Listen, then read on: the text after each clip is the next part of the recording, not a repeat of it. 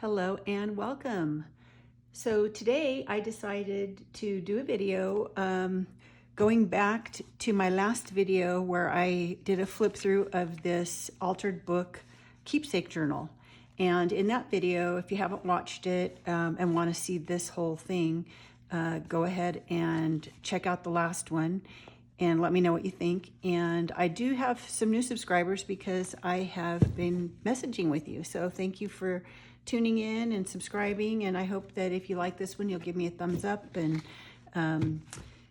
leave comments for me. I'm pretty new to this still, so comments are much appreciated.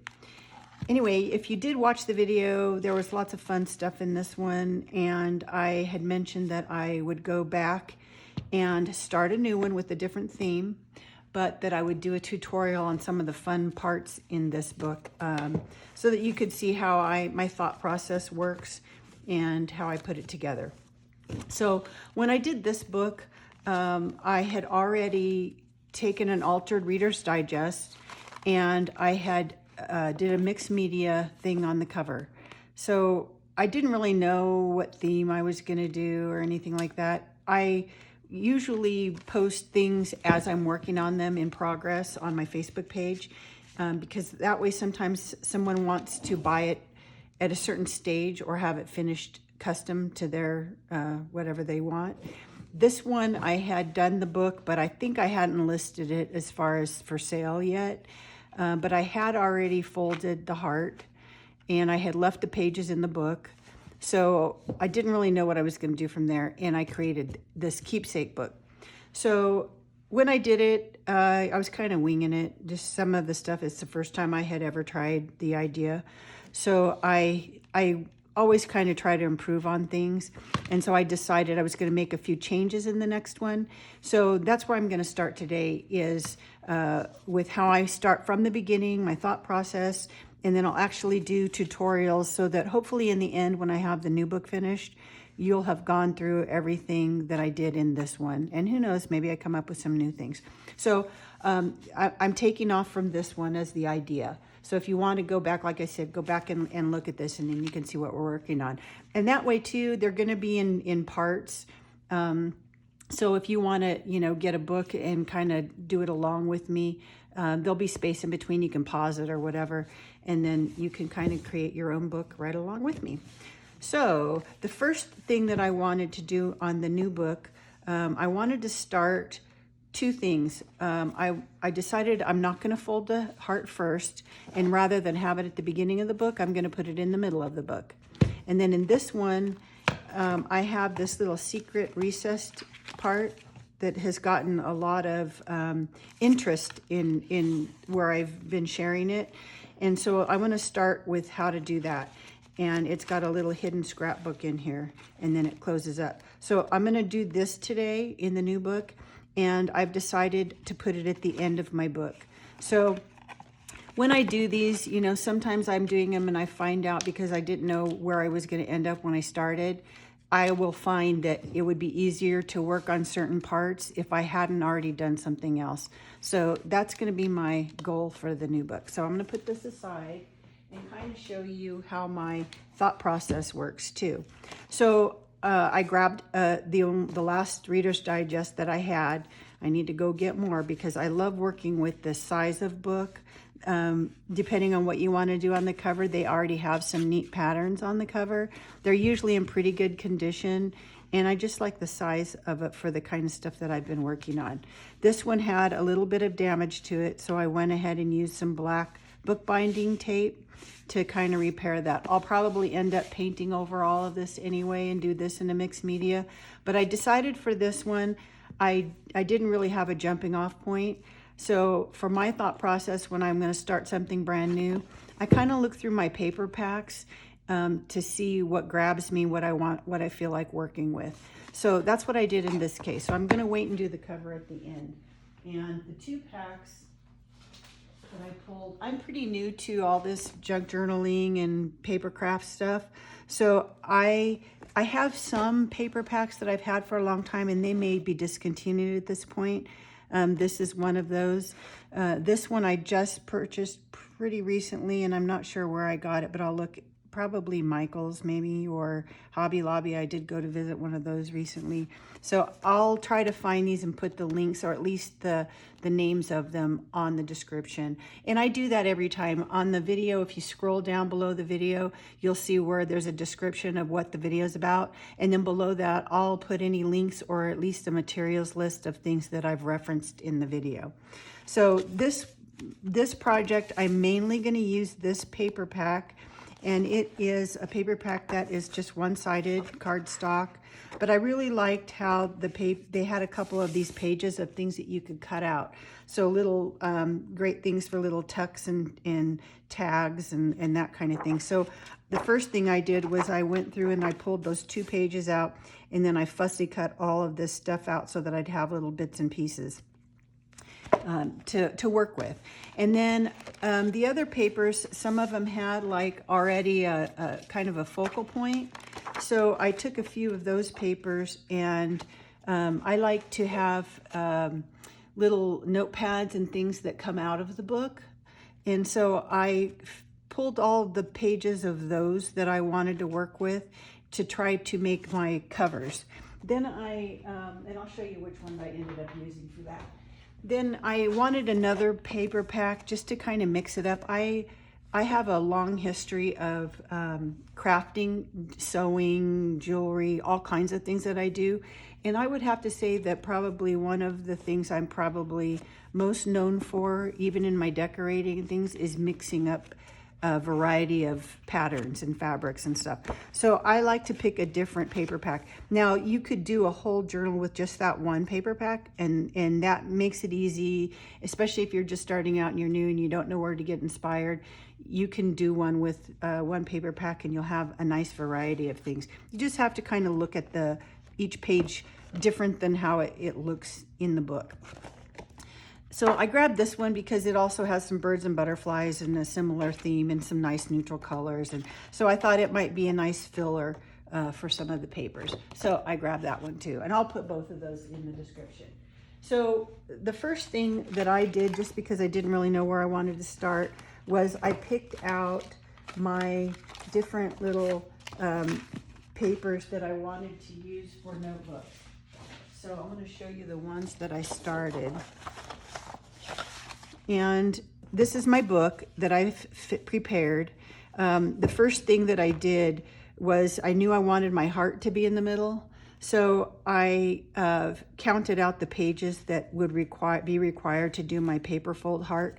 Now, if you did watch the last video, I put the link to the Etsy shop where I got the paper heart pattern. It's called, I believe, paper folding for book folding, or paper folding forever. I'll put the link again. When I went to her site though, she didn't have the same heart pattern that I used, and she's asked that you don't share the patterns. So I'm gonna maybe message her and see if she'll put some more for sale, because I liked that it was a simple one. She does have some more complicated ones, and they may or may not take up more pages in your book. Which is okay, I suppose, but I'll message her and see if she'll do that. But anyway, mine was just kind of her beginner simple heart.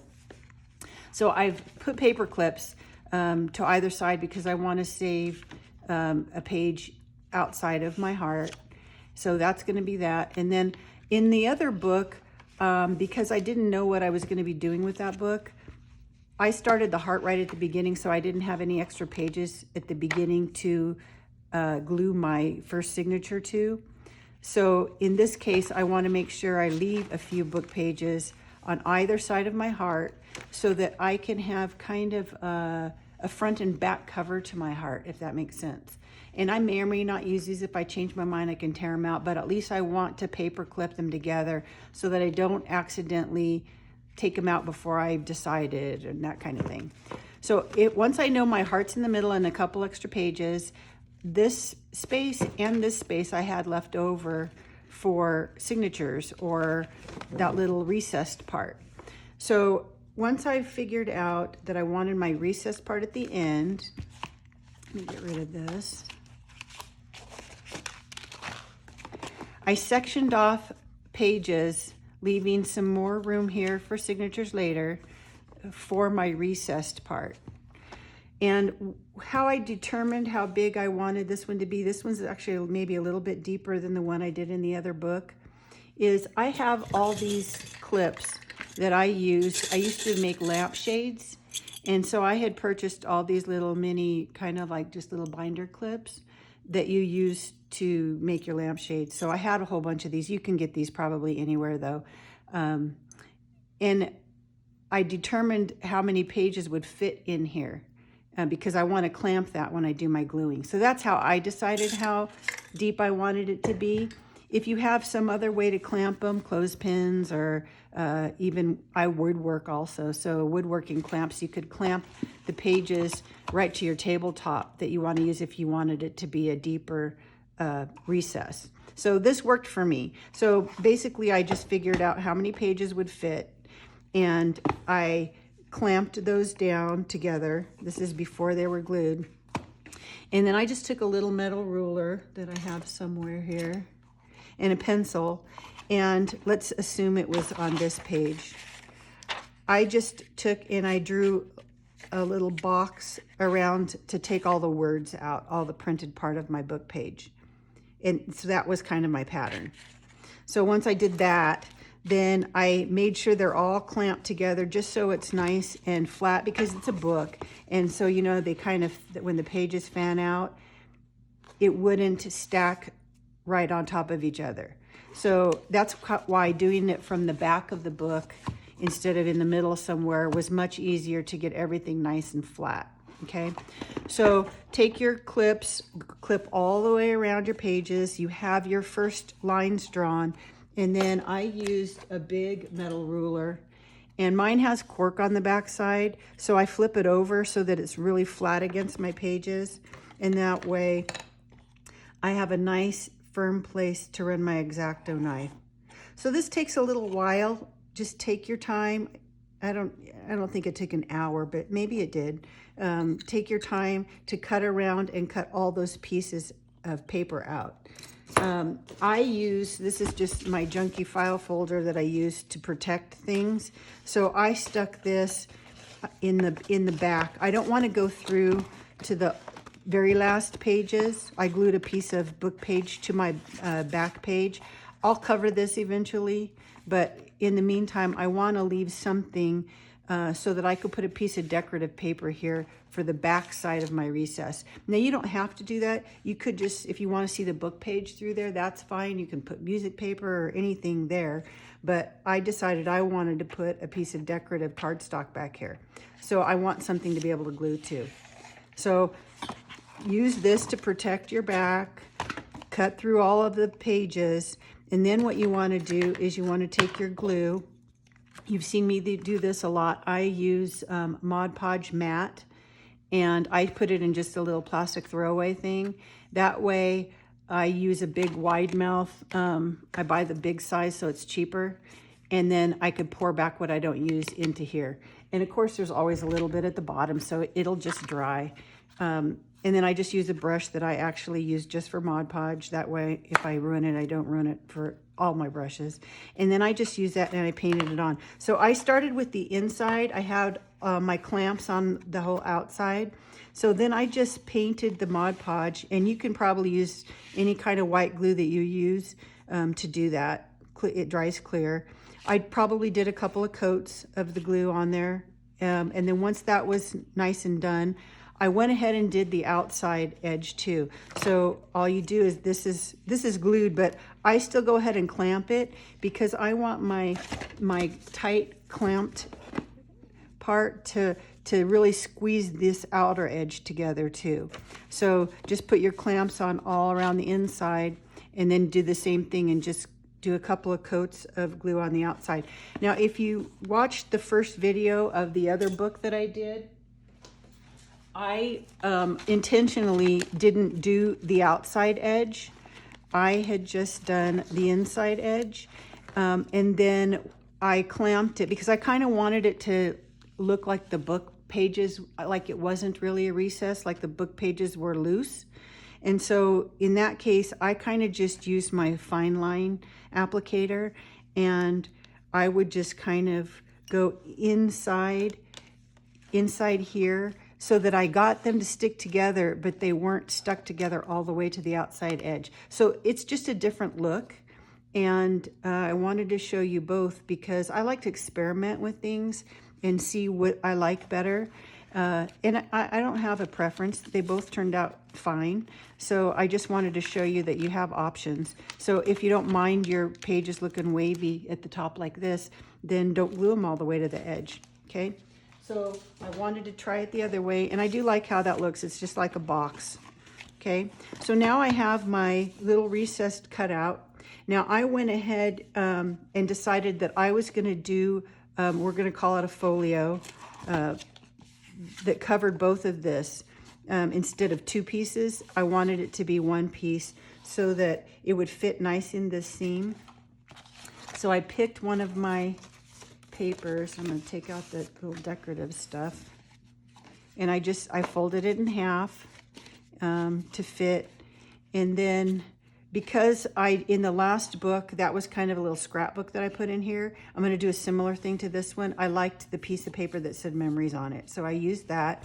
And then once I had it folded and cut around these edges to the right size, I just folded it back like this and imagined that that piece of paper was still there. And then I just used a pencil and traced my pattern so that I could cut this out and just leave a little, like a little window frame. So that was, I just did with another X-Acto knife.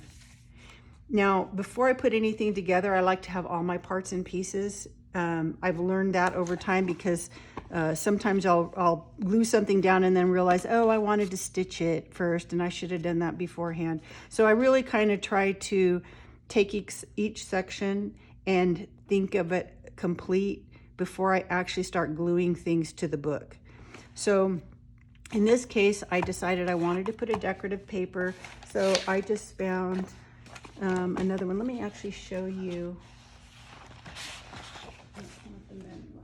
This was the memory piece of paper that I started with. And because I only had to cut this much, it left a nice bit for me. This will make a nice pocket for a different page. So I wanted to show you the difference just because I've antiqued this a little bit with some, if you've watched my videos, you know my favorite one is this Tim Holtz from Ranger Distress Oxide in the Vintage Photo. You can use any other color that kind of coordinates with your stuff, but this is probably the one I use the most. So I did that around the edges and in here in the edges, just got all of that done so you can see the colors just subtle but a little bit different.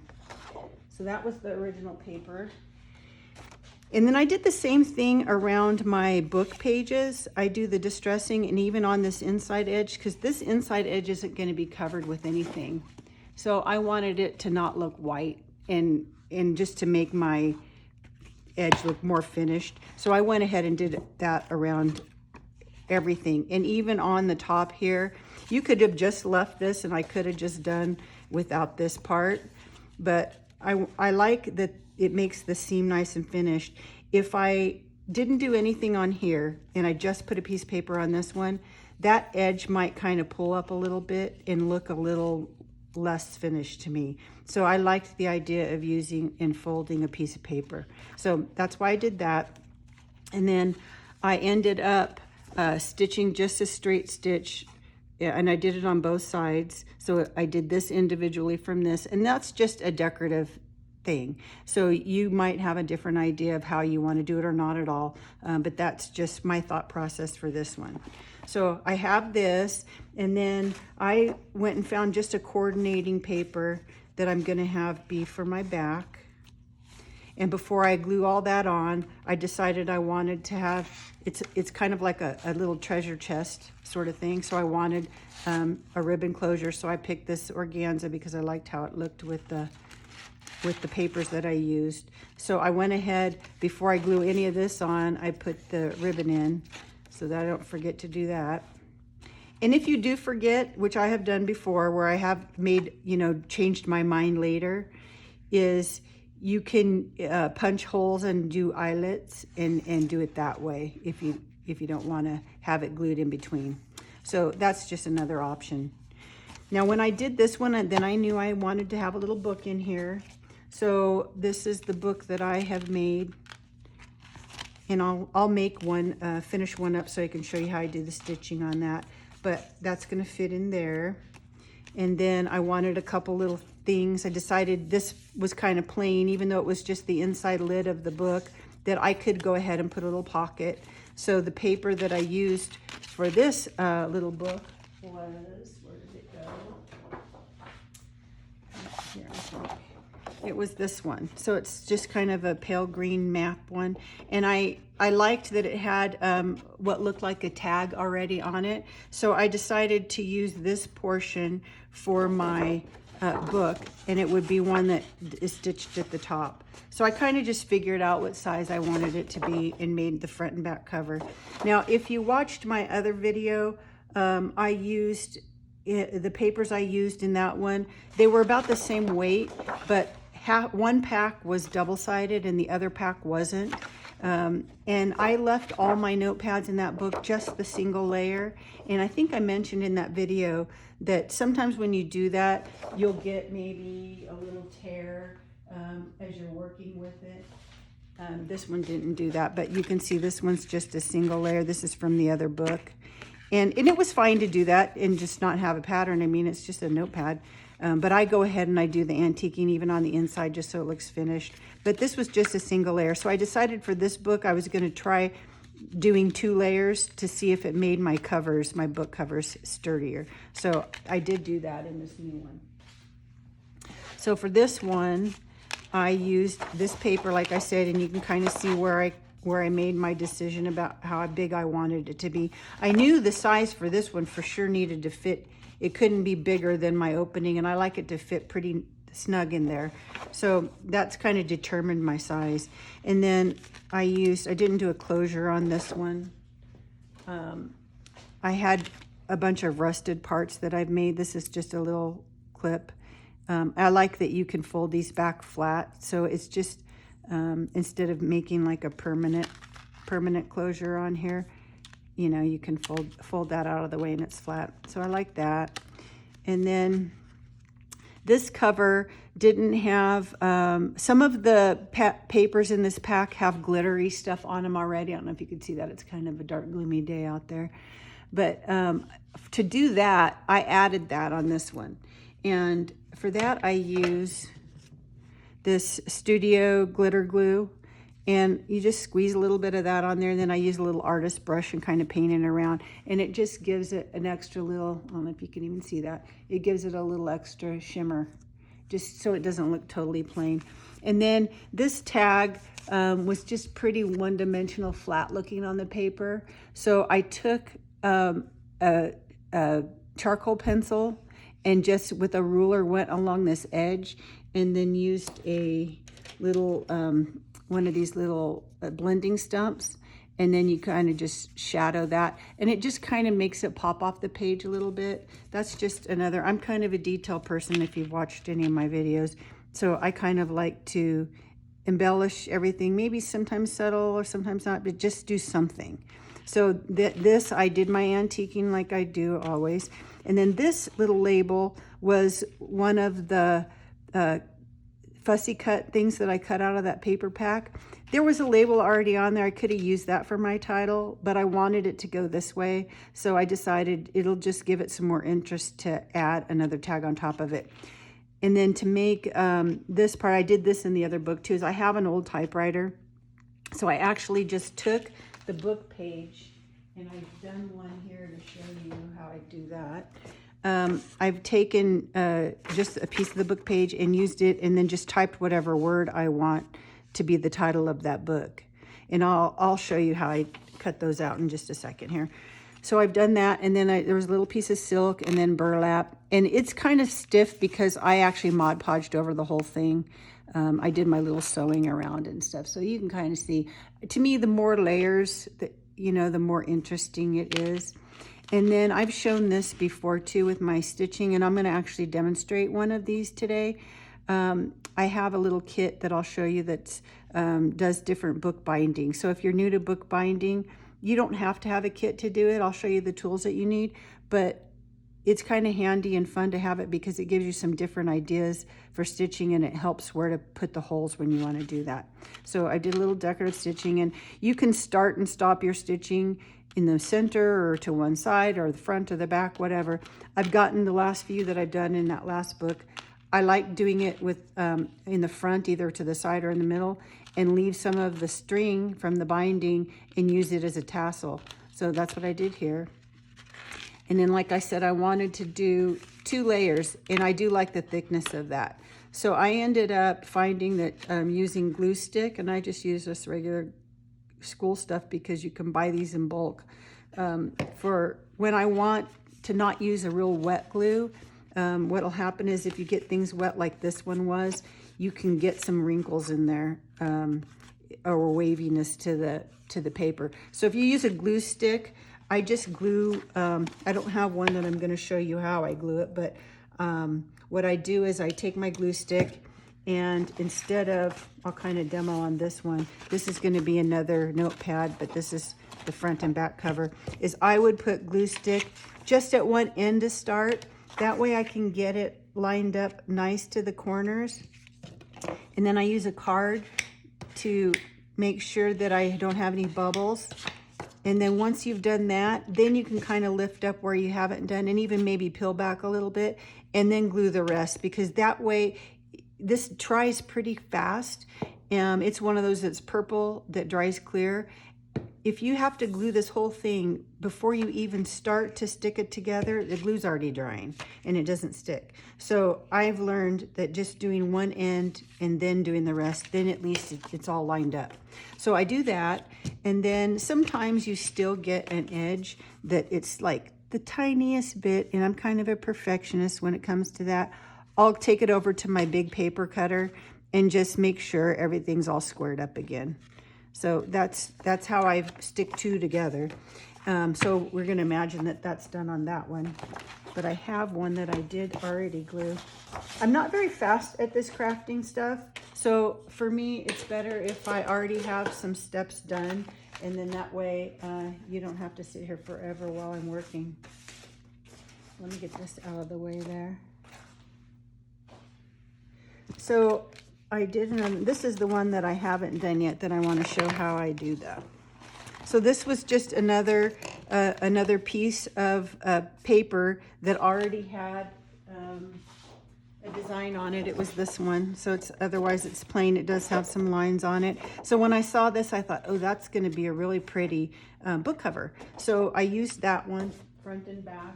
And then again, I found just another paper. This just looks like letters, ephemera, that I used for the inside cover. So I've done that already. And then I used just some plain coffee stained paper that I'm going to use for my inside pages. And I went ahead, I'm going to show you that little kit now. This is from We Are Memory Keepers, and I just love this thing. I think it was probably about $25 maybe for the whole kit, but it came with this little whole guide thing, and then a little booklet that teaches you how to do it. And in the back here, there are some kind of fancy Japanese stitches. So it has some real simple ones, teaches you how to do Japanese bound sewing, Coptic covers, different ones. But I didn't know what I was doing, so this was a great kit to get. And then it has a little guide that kind of shows you if you want to do this stitch, this is where you punch your holes. So that was handy. And then it came with some binding thread, which I've used once. I tend to use just upholstery thread or just regular button thread. It's heavier than normal string, but works good for these little kind of notebooks. Now, if I was going to be binding a big book like this, I would use something heavier or double it. But for these little books, this is good. But it comes with this little wool thing to put your little booklet in, and a couple of needles. I've broken one now, so I just had to grab this large eye needle. But any kind of, you want it not to be too big that won't fit through your holes that you make, but it needs to have a big eye and a bigger needles, like a tapestry needle works great. So yeah, I broke the one that came with it, and I really liked it too because it wasn't sharp at the end, it was dull. So I thought about getting my jewelry files out and dulling the end of this one, but we'll see how many times I poke myself first and before I do that. So basically how this works is one side of this, I have it on the flat side. So let's say you're going to do this kind of exterior binding. Then you do the flat side of this. This has, I don't know if you can see it in here. It's curved, kind of folded on one side and flat on the other side. So this one has a little trough you can kind of see. So if you're going to just do a folded over book that has the binding just sewn down the edge, you would use the one with the trough, because then when you put your paper, and I don't have anything, we'll just do it with this. You would do the curved in and down, and you see how it kind of makes the page bow. Your holes go right down the center, however far apart you want. And you can see where your fold is to have it all lined up. So that's how that side works. For these kind of stitches, you're going to use this flat side and you flip this over. So you kind of, on this one, it's kind of nice because every other hole has a circle drawn around it. So it kind of visually helps you keep where you are for your pattern, instead of having them all look the same. So I always start out with just my top and assume my bottom cover was on this too. I line those up, figure out what stitch I want to do, and then using this, I can't always just butt it up to there's a place to butt it up to the corner and to the back, but that doesn't always work. I have taken this and put it in my scoreboard. If you have a little cutter like this is one's from Recollections. It has a cutting blade, but it also has a scoring blade. And now if yours doesn't, you can buy these separately. But even if you don't have this and don't want to buy it, and you have the cutting blade, you just move it out of the way. And there's a little trough here. You can put your cardstock in there and then just use a bone folder or something and do it that way. Run it right along there, and that will give you a score mark even if you don't have this little part on here. So you can use this. I also have a scoreboard, and I'll just use whichever one works for whatever project. But what I did on this is I score just the top cover, not the back one. That way my book will open nice, okay? So I've already done that, and I decide my bottom hole is going to be right in the seam. So that kind of told me where to line it up. I can see that score mark that I had made. And then I just kind of center it this way too, between the holes that I want. And that way my holes are all centered. So I'm not going to stick this one in here really good, but you get the idea. So on this one, you know, I showed you that paper. It already had all this glittery stuff on it. And that's why on ones that don't have any of that, I like to add it, because then it makes kind of a cohesive look through my book.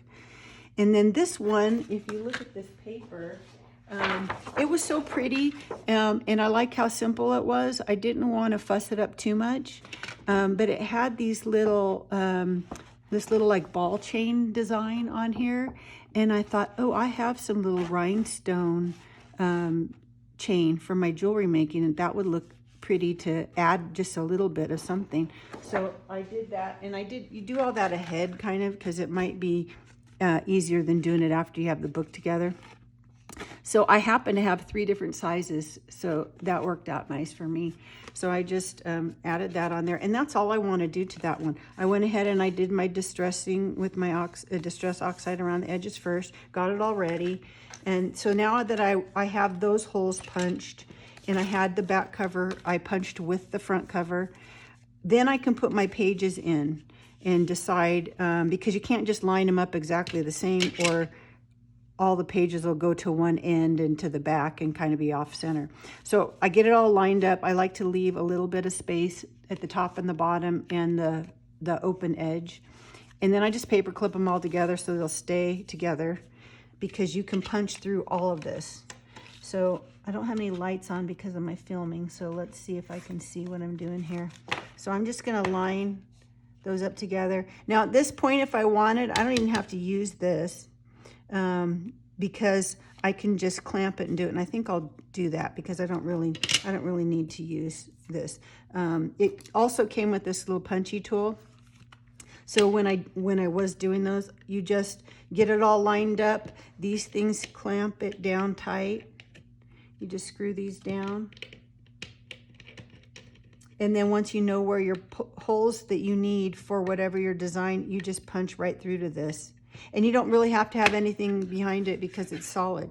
So this is really a great tool if you're going to do a lot of this kind of thing. And I love making these little notepads, so I use this all the time.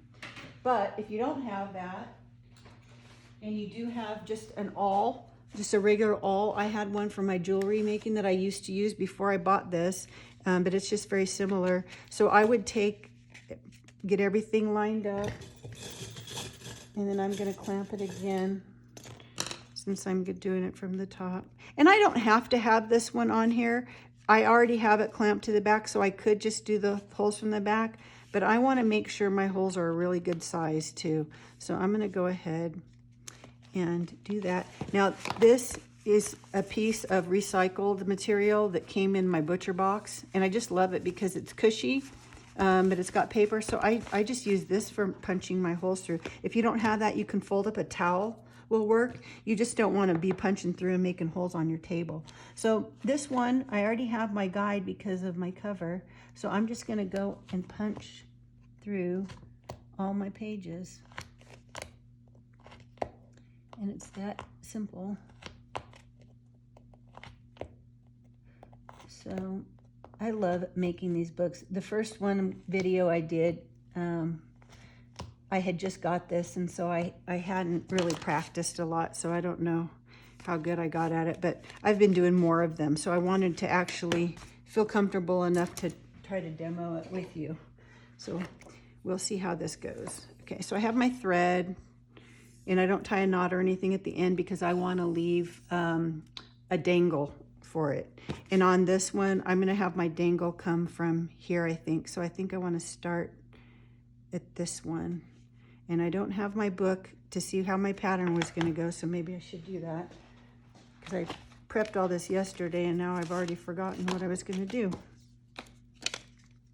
So I think I was going to do this green one, if that's right.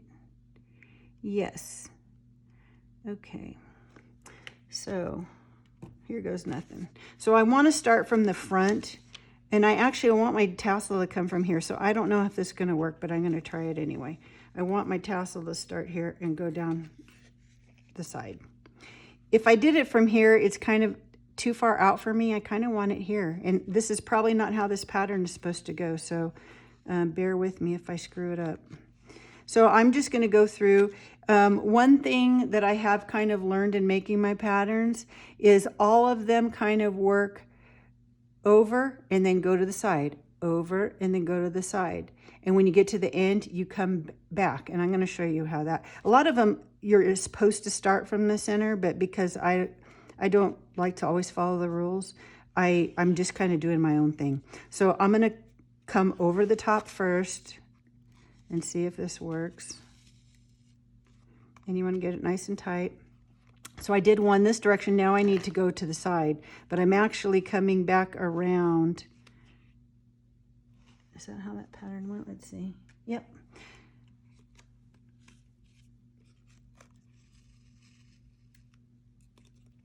I don't need this on anymore. So then I'm going to capture, if you can see that, I'm here now. Okay. So my next one, it should look the front and the back the same when you're finished. So this design has like a V. So I'm going to come up here to my next side one.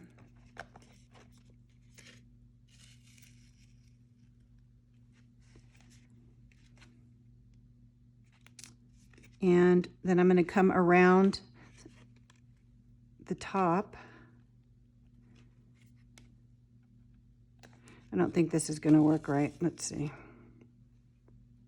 Oh, no, maybe. Okay, so I've done that. And now I'm going to go the outside again so that I'm here.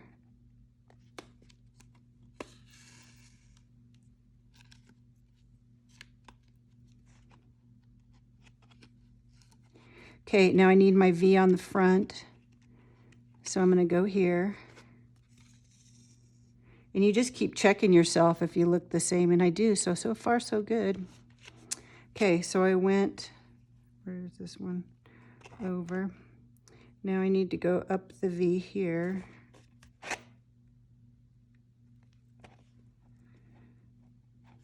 think.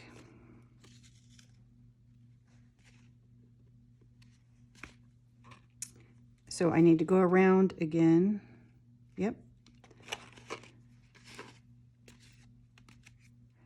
I think I've learned that if I just remember around to the side, around to the side, don't ever go to the same direction or it'll throw your pattern off. Okay, so then I'm going to go here. Now, I've finished that one. I need to go all the way over to this side.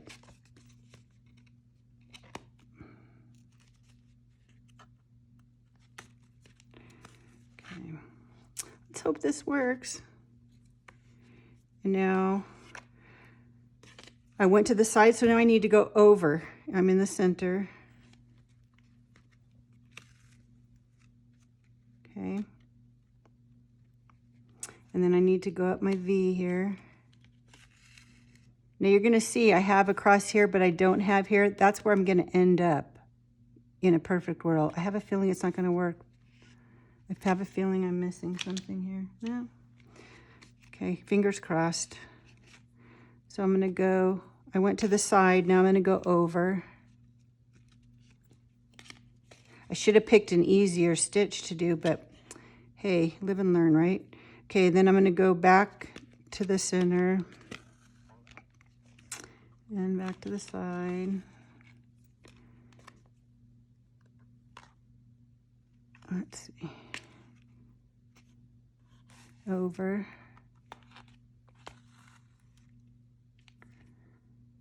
Okay, and this one back here. Now I need to go over.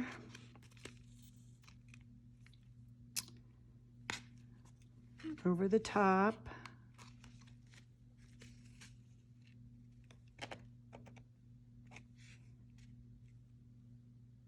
I have a feeling I should have kept just going one direction and then come back, but I don't know. Let's see. I don't know. I may be doing this wrong.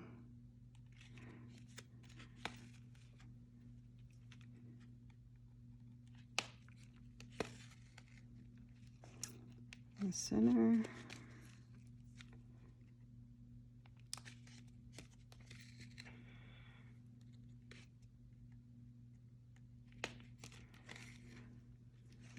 Almost done. You'll have to fast forward through this part. I'm having to concentrate too much, I think. Over.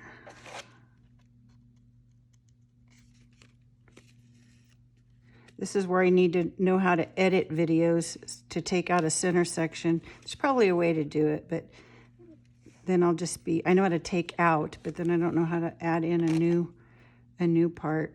So I think that would take a fancier camera than my phone that I use. But that's okay. We're all learning together, right? One big life experiment. Okay. And then I'm going to go here. Oh, I think it might work. Okay. And now I need to go back to the center. Again, you know, I'm just going, you're seeing me wing it. I'm just going back and forth, checking the back and the front to make sure I'm doing it right. Okay, so I got to the end. Oops.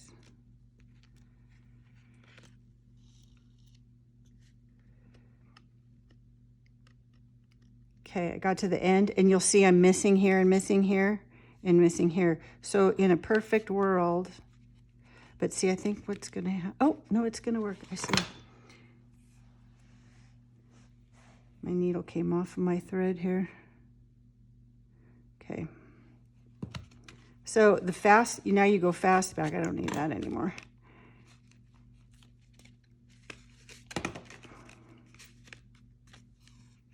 I just did that one. That one was already there. So see, this one's not. So I go back.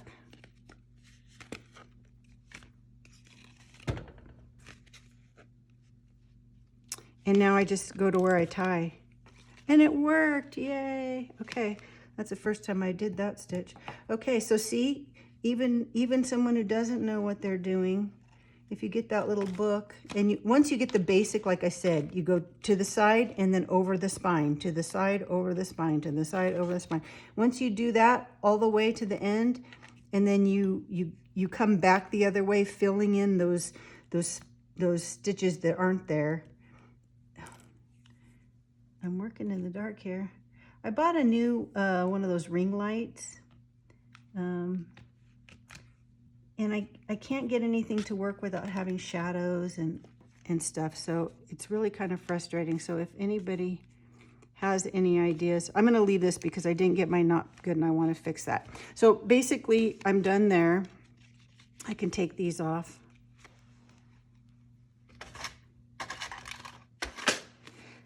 And I have my stitching done. So that turned out pretty good for first time for that one. Now what I do after that, because I see these little white bits from where you punched your holes through, and my thread I used in this case is just kind of a tan. Sometimes I use a contrasting one, but what I like to do is take my Oxide, my Distress Oxide Vintage Photo, and I'll go back over and I'll knock down those white those little white bits. And then the other, and this is just me, I'm so picky, but then I even get these edges. It just darkens my thread up a little bit to kind of match my book better. But I kind of like that. So I'm not going to do that perfect, but there you go. So that's how you do the binding stitch. So if you want to do these fancy ones, it's really kind of just, you know, punching the holes in different places. So if you don't have that punch pattern, you can make your own pattern just with a piece of paper and use that pad like I did, or a towel, and just do the same thing. You're just going to have to take the time to measure them all out. But the kit thing makes it really easy. So I don't want to lose my needle there. Then the other thing that I had done for the front of this one, and I'm just going to show you, where did that go? Okay. So for this one, because it was a mirror and I wanted everything to be kind of, you know, memories or scrapbook or dreams or that kind of, those kind of words for these books, or journal or gratitude, whatever you want your journal to be. I like to put a little label on it. So this one, because it was a mirror, I decided to put reflections, because my paper that I'm going to put across from it already said memories, and so I didn't want to put memories. This one actually says treasures, but I don't want to repeat my words, I guess is my point. So I've already used those words. So for this one, I decided that I wanted to use the word reflections. Okay, now I know this video's probably taken a bit, but I just kind of want to share how my brain works. But if you see, this paper has like a little lace edge to it, you know. I decided to mimic that in my tag. So I just put a little piece of lace that I kind of dulled down. It was white with my Distress Oxide, just so it would kind of all blend in. And then this is one of the book page words. So how I normally was doing that for that other book, and for this little notepad, is where'd my page go? I use a little water pen, because it works great for tissue paper too, but this is real porous. This is just old book paper. And I like to share my tools, so I know it's taking a little more time, but there's a lot of new people to this out there like me. And so I know if you have tips and stuff, it just gives you ideas.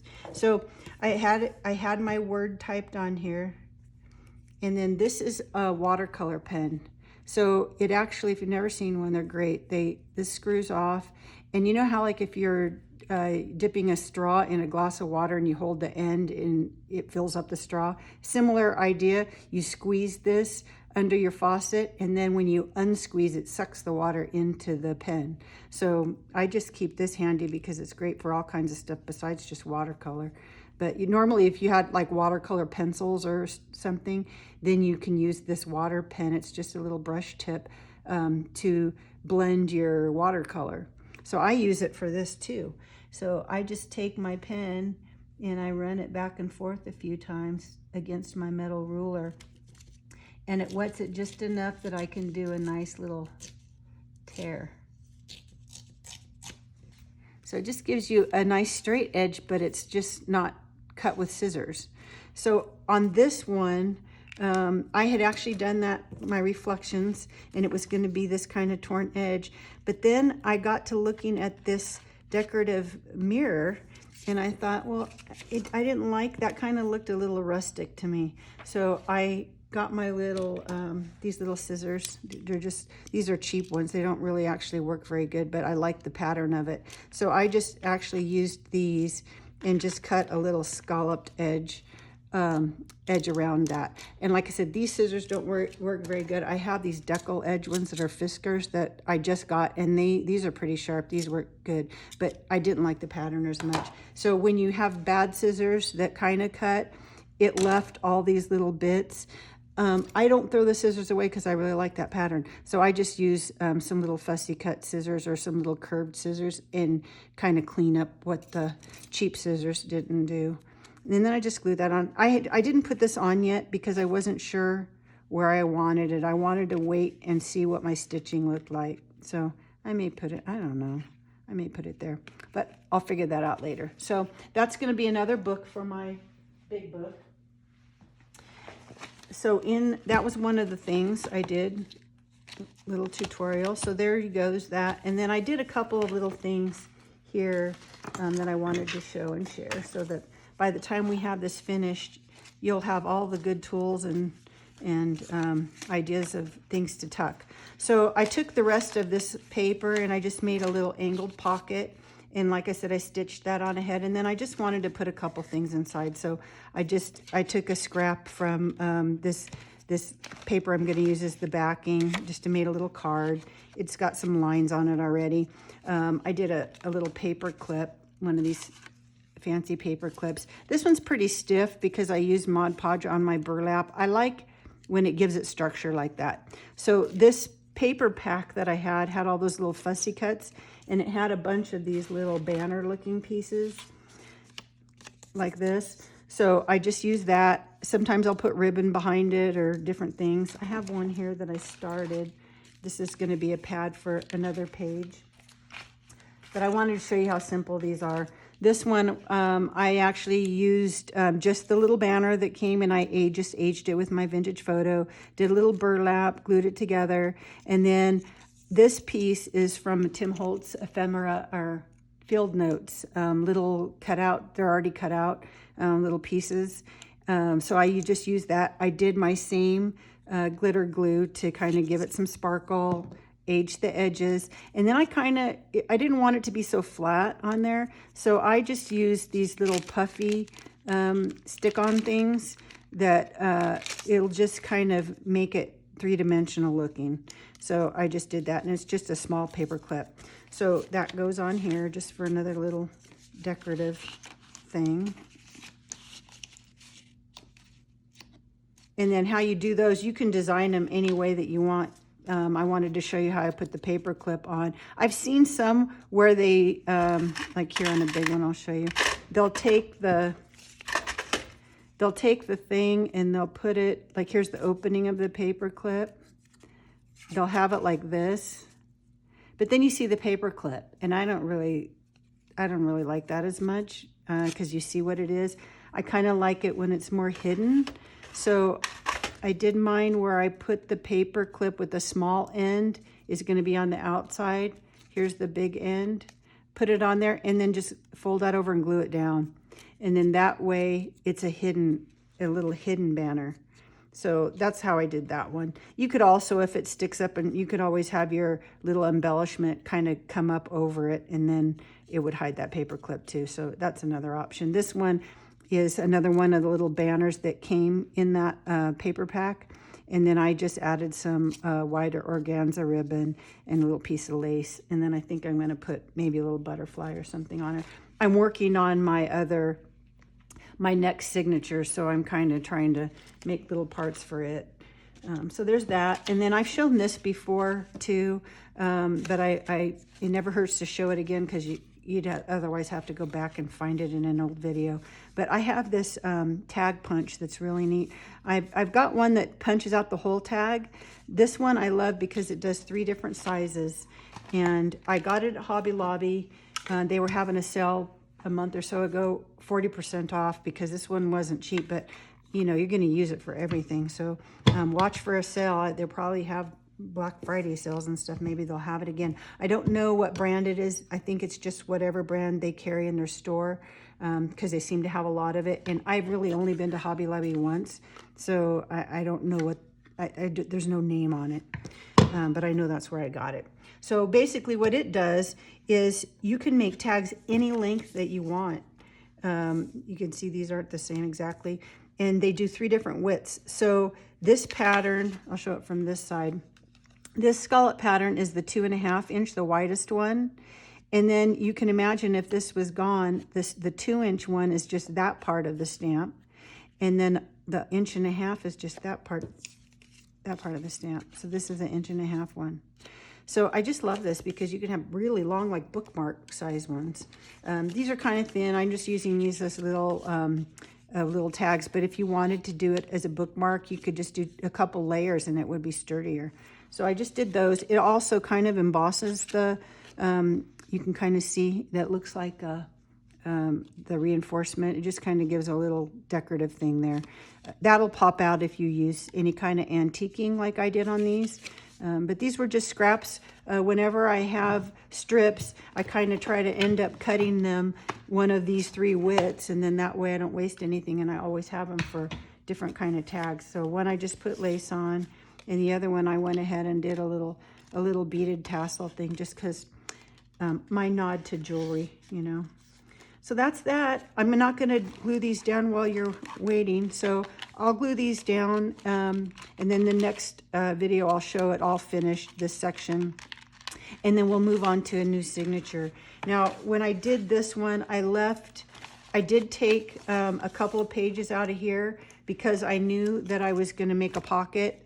And so I wanted a little bit of thickness to that. And I wanted this to fit in here really nice and tight. So I did pull out 2 or 3 pages of book page before what is going to be my lid page. So I'm going to end up gluing this with my Mod Podge to that page. And then I'll probably do 2 pages so it's sturdy enough. And then I took a bunch of pages out of here. That's going to be my next signature. So I'll work on that. I've left these pages. I may need to take out more depending on how thick I'm getting. But I decided it's easier to leave all the pages in and take them out as you go. That way you take out exactly as many as you need. And hopefully my next book won't be like this. It'll actually be able to, you know, close relatively nice. Part of why I like to do the heart on the edge is if you don't want to do a closure and you just want to leave it open, it looks really pretty standing on a shelf like a sculpture. So I don't mind if they flare open a little bit, but we'll take it from there. I'll finish this one up, and next video we'll have hopefully some new ideas for you. So have a great rest of your day. Now go make something. Bye.